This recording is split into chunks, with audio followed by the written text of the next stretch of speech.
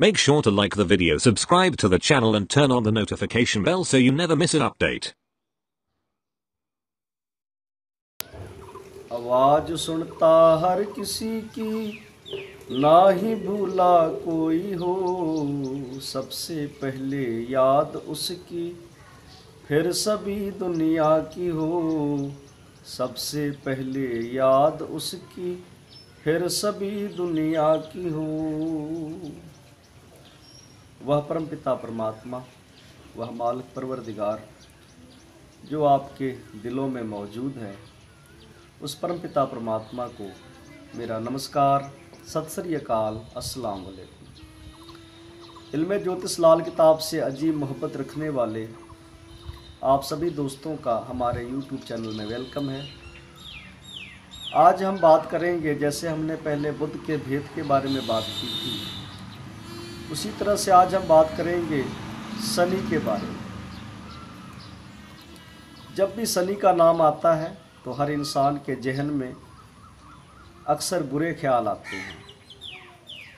और ये तीन ग्रह हैं, शनि, राहु और केतु।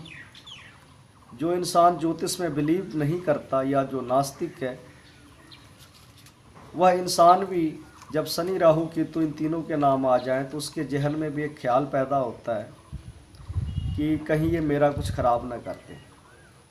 और इस पर बहुत सारे मुहावरे भी बने हुए हैं। अगर हम प्रैक्टिकली एस्ट्रोलॉजी की बात करें इल्मे ज्योतिष लाल किताब के हवाले से, तो शनि के चैप्टर में एक चीज़ और आती है जिसे हम कहते हैं शनि की साढ़े साती। जब शनि की साढ़े साती का ख्याल आता है तो हर इंसान घबरा जाता है कि शनि की साढ़े साती में मेरे साथ क्या होगा।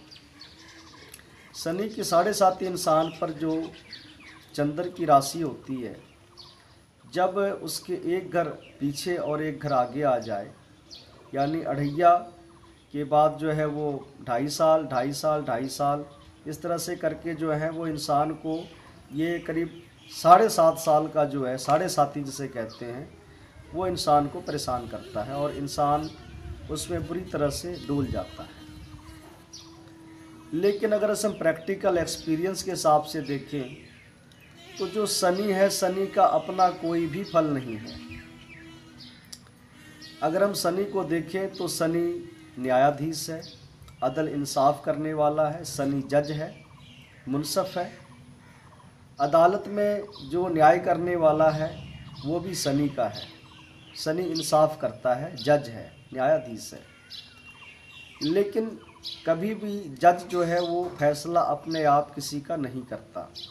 हमारे साथ, आपके साथ जब भी कोई किसी प्रकार का मुकदमा या किसी प्रकार की समस्या आई है, तो हम जब कोर्ट में जाते हैं तो कोर्ट में जज हमारी डायरेक्ट नहीं सुनता। उसके लिए हमें गवाहों की, सबूतों की मदद लेनी पड़ती है और उसके साथ ही जो हमारा वकील होता है, वकील की भी मदद लेनी पड़ती है। वकील जो होता है सरकार की तरफ से, जो अपोजिशन का वकील है वो राहु का वकील होता है, और जो हमारा वकील है, जो हमारी तरफ से लड़ने वाला है, वो वकील केतु का है। शनि के भी 2 एजेंट हैं, राहु और केतु। इन राहु केतु की मदद से ही शनि आपको फैसला देता है।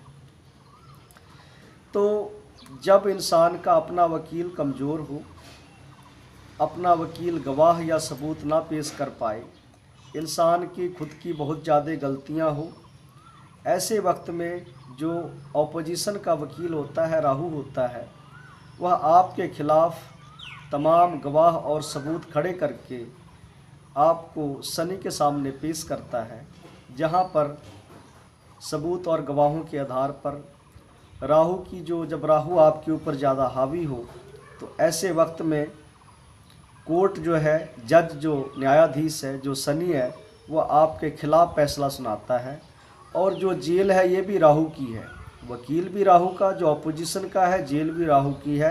फिर अपोजिशन का जो वकील है वो फिर आपको उस जगह पर ले जाता है जिसे हम जेल कहते हैं। जेल खाना, वीराना और पागल खाना, ये सभी के सभी राहु के होते हैं, यानी कि जहाँ पर इंसान को कैद हो जाए। तो आपने इस बात को प्रैक्टिकली समझा कि शनि का अपना कोई फैसला नहीं है। शनि जो फैसला देता है वो राहु केतु के आधार पर देता है।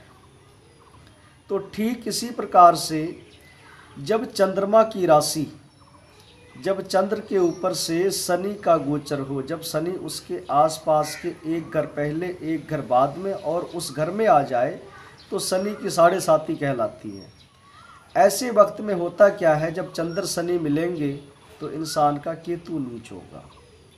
लेकिन अगर इंसान की कुंडली में केतु उच्च का बैठा हुआ है, और मैंने उसके लिए आपके सामने एक इल्मे ज्योतिष लाल किताब के हवाले से मैंने एक चैप्टर पेश किया है। इसमें आप देख सकते हैं कि शनि और राहु केतु इनके क्या हिसाब किताब हैं। जैसे कि शनि केतु पहले घरों में, राहु बाद के घरों में, या जो है शनि पहले घरों में, राहु बीच के घरों में, केतु बाद के घरों में, या शनि राहु पहले घरों में, केतु बाद के घरों में बैठे हैं तो शनि का फल नेक होगा। यानी कि ऐसा इंसान शनि की साढ़े साती में भी बहुत राइज करेगा। शनि की साढ़े साती में बहुत से लोगों ने राइज किया है। उनमें से चंद नाम जैसे कि हमारे मुल्क की वजीर आजम इंदिरा गांधी जी, उसके बाद आपके मोरारजी देसाई, और बिजनेस में भी धीरू भाई अंबानी, डिज्नी वाल्टर, और बहुत सारे ऐसे लोग हुए हैं जिन्होंने शनि की साढ़े साती में बहुत अच्छा राइज किया, बहुत अच्छा नेम फेम और पैसा कमाया। उसके अलावा मैंने अपने प्रैक्टिकल, ये तो चलो हवाले दूर के हो गए, मैंने अपनी निजी ज़िंदगी में बहुत सारे ऐसे लोग जो मेरे सामने आए, मैंने उनकी कुंडलियाँ देखी और उन्हें भी पाया कि इन लोगों ने जब भी शनि की साढ़े साती लगी है, शनि की साढ़े साती में मकान बने, घर बने, गाड़ियाँ आईं, मैरिज तक हो गई और हर प्रकार से लाइफ उनकी सेटल हो गई। और कुछ लोग शनि की साढ़े साती में बर्बाद भी हो गए। तो जो शनि की साढ़े साती का जो मेन रिजल्ट है वो शनि पर न चलकर राहु केतु पर चलेंगे। अगर कुंडली में राहु केतु उच्च के होंगे, राहु केतु बढ़िया होंगे, तो शनि की साढ़े साती आपके लिए कभी मंदी नहीं जाएगी। आप इसे अच्छी तरह समझ सकते हैं कि जब चंद्रमा और शनि मिलते हैं तो यहाँ पर इसे विषयोग भी कहा गया है, चंद्र शनि को कलंक भी कहा गया है। चंद्र शनि को जो है जहरीला कुआं, जहरीला पानी, यानी कि अगर चंद्रमा कुआं है तो उसमें अगर जहर डाल दिया तो वो पानी जो है वो विष का योग बन गया। जो जहर का पानी होता है, जहर होता है बिल्कुल पानी, लेकिन उसमें जब जहर मिल गया तो वो इंसान की जान भी ले लेता है। तो ऐसे वक्त में चंद्र शनि के जो हालात हैं वो इंसान की ज़िंदगी से बाखूबी, चंद्र शनि का ही इंसान को शनि की साढ़े साती में फल मिलता है, जिसे हम विष योग कहते हैं।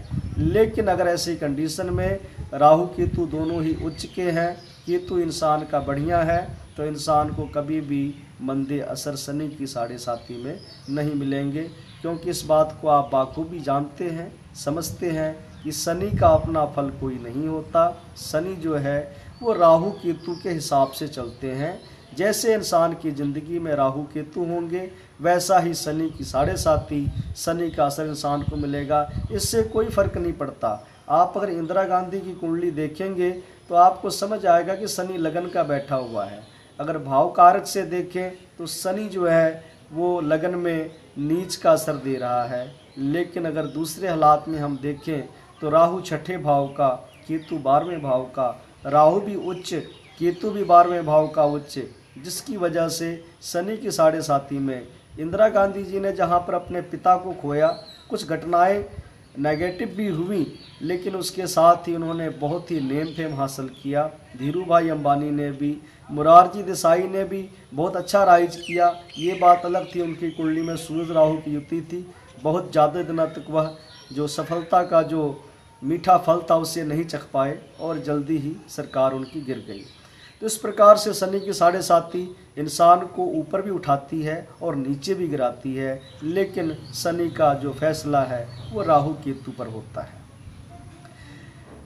शनि के जो कुछ अच्छे असरात हैं, यानी कि मत्स्य रेखा, जो मछली रेखा है, ये भी शनि की है। जैसे कि हाथ में जो ये दायरा है, जो खाना नंबर 9 का दायरा है, यहाँ पर मछली का होना और यहाँ पर मुआविन रेखा का होना।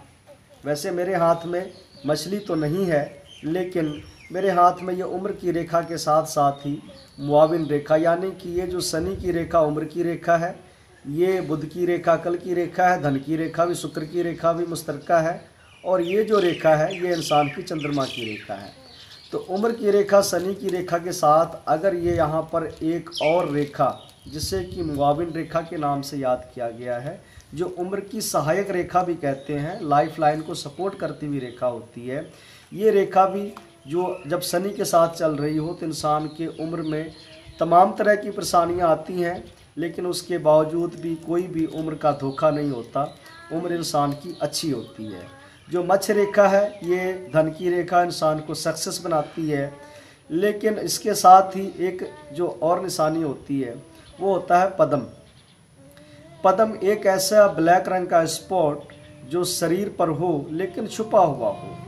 ऐसा भी होने से इंसान को शनि की 7.5 कभी खराब नहीं जाती, अच्छी जाती है, लेकिन इसके साथ एक छोटा सा रूल जरूर है। इनमें ज्योतिष लाल किताब के हवाले से पंडित जी फरमान करते हैं कि मत्स्य मुआविन दोनों रेखा, मत्स्य रेखा भी यानी शनि की मछली भी मौजूद हो और उम्र के साथ सहायक रेखा भी मौजूद हो जो मंगल नेक की मानी गई है। मत्स्य मुआविन दोनों रेखा पद्म छुपा भी पाया हो, यानी कि इंसान के ज़िंदगी में ये तीनों चीज़ें हों, इंसान के हथेली में मछली भी कायम हो, इंसान के हथेली में मुआविन रेखा भी कायम हो और पद्म भी इंसान की बॉडी पर हो। लेकिन पंडित जी आगे कहते हैं, झूठ शराबी गर्व होवे असर शनि का जाया हो। अगर ऐसा इंसान उच्च शनि का होता हुआ भी अगर बेवड़ा है, शराबी है और झूठा है, यानी कि हर जगह पे झूठ बोलता है, लोगों के साथ ठगी करता है, लोगों के साथ वादे पूरे नहीं करता, तो ऐसा इंसान की ज़िंदगी में शनि का कोई भी उम्दा असर नहीं होगा, क्योंकि शनि जो है वो इंसाफ का, न्याय का देवता है। जब भी आपको मैंने पहले प्रैक्टिकल जो एग्जाम्पल दिया कि शनि की अदालत है, राहु केतु हमारे वकील हैं, शनि का जो फैसला होता है वो बृहस्पति खाना नंबर 11, शनि खाना नंबर 11 बृहस्पति के दरबार में जब भी जज फैसला देता है, उस परमात्मा को साक्षी यानी कि सबूत गवाहों के आधार पर भी वह अच्छे और बुरे की जो अच्छाई और बुराई को सामने रखकर बृहस्पति की कसम खाकर वह आपकी, क्योंकि जो जज है, जो न्यायाधीश है, वो भी भगवान का ही रूप होता है, वो उस परमात्मा की कसम खाकर, उस परवरदिगार मालिक की कसम खाकर आपके फैसले सुनाता है। और उसके साथ ही जो फैसले हैं वो सूरज और चंद्रमा के आधार पे होते हैं। अगर सूरज का फैसला हुआ, सरकार की तरफ से हुआ, तो वह फैसला गर्मी से होगा, अगर चंद्र का फैसला हुआ तो थोड़ी नरमी से होगा। यानी कि जब भी कोर्ट का फैसला होता है ये कई बार गर्मी और नरमी से भी हो जाता है। राहु केतु के तमाम सबूतों के आधार पर भी कई बार जो जज होते हैं वो अपनी तरफ से भी, जैसे कई बार हमने सुप्रीम कोर्ट में देखा है कि कई बार जो जज होते हैं वो किसी प्रकार की जो पटिशन होती है, या कई बार जब देखते हैं कि सरकारें कुछ काम खराब कर रही हैं तो अपने तरफ से भी कई बार वो कई तरह के फैसले देती हैं। इस प्रकार से शनि का जो फैसला है वो आम तौर पर हमेशा ही राहु केतु पर, और कभी कभी उसके अपने जो न्याय करने का फैसला है, अदल इंसाफ करने की जो शनि की आदत है, उसके आधार पर भी फैसला देता है। इसलिए इंसान को नेकी नहीं छोड़नी चाहिए। झूठ, वादा खिलाफी, लोगों के साथ धोखा करना, ऐसा करने से भी चाहे शनि आपका 12वें घर का ही क्यों ना हो, उसका असर जो जाया होगा। इस बात को हमेशा अपने गांठ बांध लें कि मच्छ मुआविन दोनों रेखा पद्म छुपा भी पाया हो, झूठ शराबी गर्वो होवे असर शनि का जाया हो। इन दोनों हालतों में शनि का असर जो है वो मंदा हो जाता है। मैं इतने लफ्ज़ों के साथ इस वीडियो को यहीं ख़त्म करता हूँ। मेरी सेहत थोड़ी ठीक नहीं थी 1 हफ्ते से, जिस कारण मैं आपके साथ रूबरू नहीं हो पाया। आज भी आवाज़ थोड़ी सी कम है, थोड़ी सी वैसी ही है, और सीजनल फीवर की वजह से मैं थोड़ा परेशान था, जिसकी वजह से मैं आपसे रूबरू नहीं हो पाया। मैं उस मालिक से गुजारिश करता हूँ कि वह मुझे सेहत की कामयाबी दे, और आपकी भी दुआएं की ज़रूरत है। आप भी दुआ करें। आप लोगों की जो दुआएं हैं वो हमेशा मेरे काम आई हैं। और इतने लफ्ज़ों के साथ मैं उस परमात्मा से, उस मालिक से यही गुजारिश करता हूँ कि खुश रहो आबाद दुनिया, मालो जहाँ बढ़ते रहो, मदद मालिक अपनी देगा, नेकी खुद करते रहो, नेकी खुद करते रहो। धन्यवाद, नमस्कार।